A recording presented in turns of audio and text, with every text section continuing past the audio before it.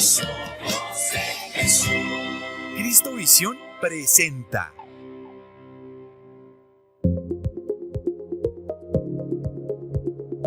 Viaje apostólico de su santidad el Papa Francisco a Kazajistán. Muy buenos días, queridos amigos cristovidentes. Bienvenidos nuevamente a este segundo día especial, acompañando a su santidad el Papa Francisco en su viaje apostólico internacional número 38 a la República de Kazajistán. Recordemos que es un país de Asia Central, un país de la antigua República Soviética, y en este momento pues está llevando a cabo el 7º Congreso de Líderes de Religiones Mundiales y Tradicionales. Ayer fue la llegada del Papa Francisco a este país, al Aeropuerto Internacional Nur Sultán. Hoy da inicio el 7º Congreso, así que invitados, ya lo saben, queridos amigos cristovidentes, para que ustedes participen a través de las redes sociales del canal Cristovisión, que oremos, sigamos en oración por su santidad el Papa Francisco durante este viaje, por su salud, pero como ese mensajero de diálogo, de paz, pues que oremos para que el Espíritu Santo, como siempre, inspire en su corazón y llene ese corazón de esas palabras, ¿verdad?, para todo el mundo, no solamente allí en este congreso, sino sabemos que van a ser palabras para todos nosotros, queridos amigos cristovidentes. Pues muy bien, queridos amigos cristovidentes, ya para dar inicio a este gran especial, pues también damos la bienvenida a nuestros invitados que, como saben, nos ayudan muchísimo a entender cada uno de estos viajes y hoy a entender este congreso que da inicio. Así que saludamos en primer lugar al señor Fabián Salazar con su programa en YouTube Embellece tu Vida, pero además es director de la Fundación Interfe. Fabián, muy buenos días, gracias nuevamente por acompañarnos. Gracias por esta oportunidad de seguir hablando de la esperanza. El Papa invita a encontrarnos en la fraternidad, a hablar de la justicia social, y es muy importante este viaje y sobre todo este encuentro, el 7º de su naturaleza en Kazajistán, que busca crear esos puentes. El mismo Kazajistán es puente entre Europa y Asia, es puente entre las tradiciones y lo nuevo, como su ciudad, lo vimos ayer, ¿no? Maravilloso, esa ciudad moderna y a la vez conserva todas sus tradiciones. Y ese puente importante para la paz. Sí, en este momento nos encontramos en una situación de vilo, de guerra, de conflicto. Y en medio de esa situación se llama la esperanza, se llama el diálogo. Por eso es tan importante este encuentro y la presencia del Papa Francisco. Por supuesto que sí, Fabián, es un viaje en un momento bien delicado, crucial por la guerra que se está viviendo en este momento en Ucrania, pero también por todas las divisiones que se van como acrecentando en cada uno de nuestros países y regiones. Saludamos ahora al señor Raúl Guzmán González. Él es magíster en filosofía y poeta. Además, lidera procesos de educación. Así que, Raúl, muy buenos días y bienvenido a este gran especial. Muy buenos días, Marjorie. Muchas gracias al canal Cristovisión por esta invitación en un momento tan especial como es este peregrinaje que está haciendo el Papa Francisco con el propósito de indudablemente ser un mensajero de paz en el encuentro de líderes religiosos mundiales y tradicionales. En un momento de tanta tensión mundial por la guerra de Ucrania, que líderes espirituales se reúnan en oración para hacer un llamado a los corazones de los seres humanos y a los grandes líderes políticos. Indudablemente el Papa se ha destacado por ser no solamente un gran líder espiritual, sino un gran líder político. Ha sido un hombre con una gran visión como latinoamericano para comprender la problemática mundial y solicitarle a toda la iglesia que retome el camino como iglesia con una opción preferencial por los más pobres. Indudablemente que este viaje nos va a dejar sabias enseñanzas. Muchas gracias. Pero por supuesto que sí, pero tenemos que estar también muy dispuestos y atentos, queridos amigos cristovidentes, para recibir ese mensaje, ¿verdad?, que nos trae este congreso, las palabras del Papa Francisco, la realidad que estamos viviendo, para saber exactamente cómo trabajamos juntos como hermanos, ¿verdad?, en esa paz, insisto. Bueno, muy bien, queridos amigos cristovidentes. Y yo en este momento quiero recordar nuevamente las palabras de ayer del Papa Francisco cuando habla de que tenemos que trabajar para fortalecer la democracia en todos nuestros países. Y en ese sentido, Raúl, desde tu labor como filósofo, el trabajo que estás haciendo como líder en procesos de educación, ¿cómo ayudamos a fomentar esa democracia y el saber que todos nosotros somos protagonistas y que debemos participar activamente en la construcción de esa democracia?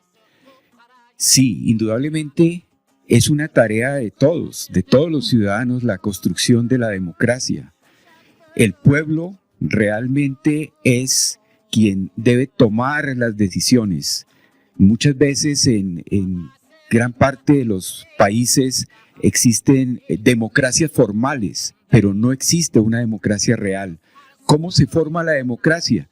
Desde el trabajo que hace el padre de familia en la casa, que ojalá su mesa del comedor sea una mesa redonda para que los hijos tengan igual participación en las decisiones del hogar.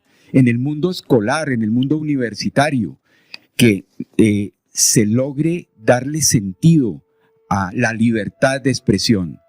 Cuando nosotros nos creemos dueños de la verdad, ese momento ya rompe las relaciones democráticas.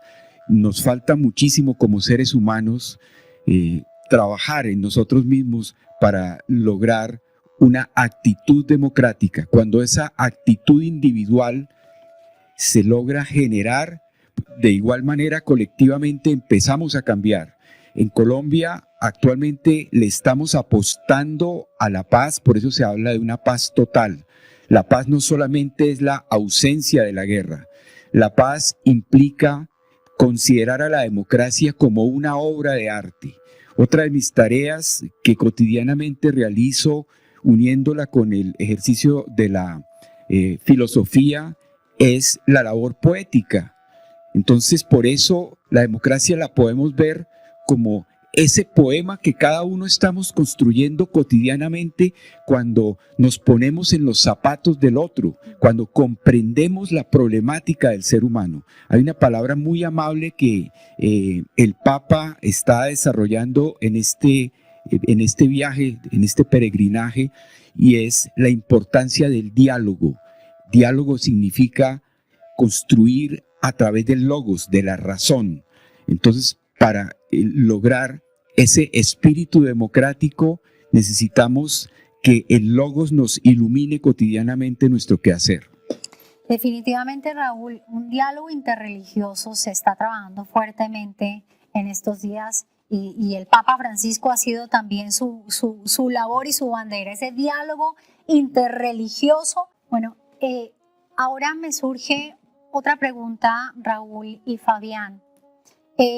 Sin lugar a dudas, la cultura, las etnias, las expresiones religiosas, pues están directamente conectadas, no las podemos separar.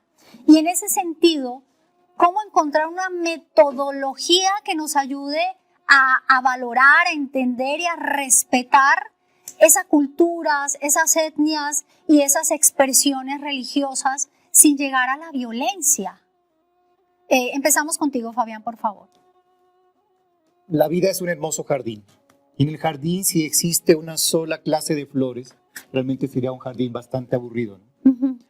Acá es entre la gracia del Espíritu Santo, entre la gracia del espíritu humano, está el tener esa diversidad de concepciones, esa diversidad de expresiones, esa diversidad de sentir la divinidad.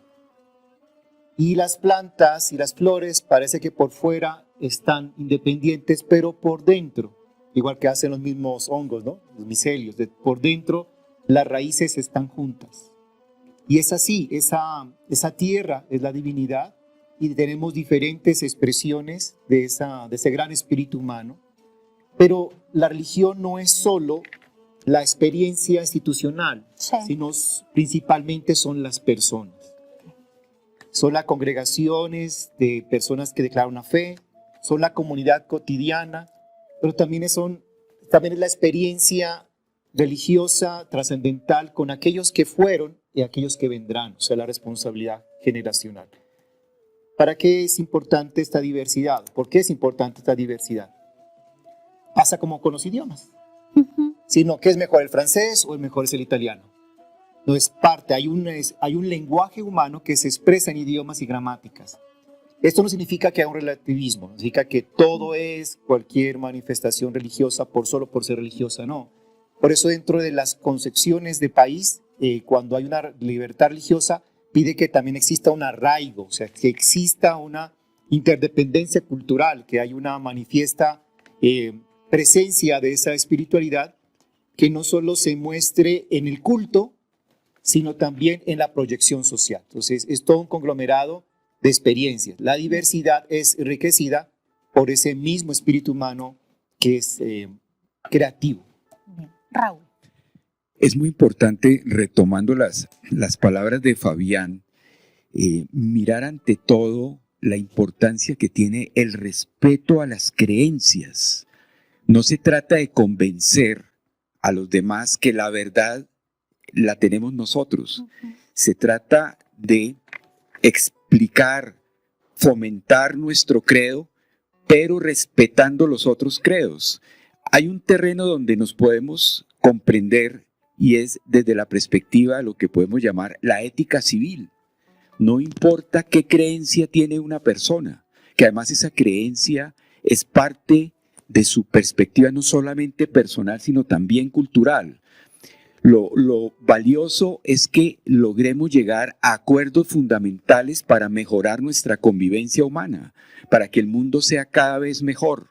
Cada uno aporta desde su saber.